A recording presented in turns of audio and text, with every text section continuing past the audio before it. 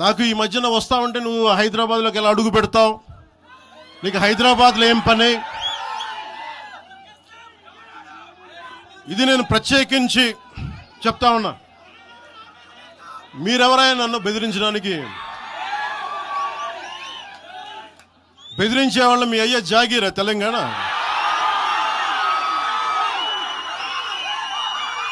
నా మీద దాడులు చేస్తా ఉన్నారు కదా.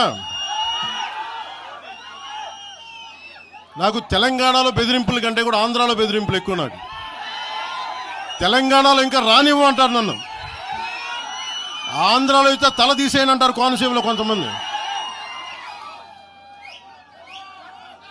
నేను ఓడిపోయినప్పుడు 2019లో ఓడిపోయినప్పుడు మన తెలంగాణ నాయకులు ఒకరే చెప్పారు, అన్నా మా తెలంగాణలో ఉంటే నీకు పరిస్థితి రానిచ్చేవాళ్ళం కాదని చెప్పి.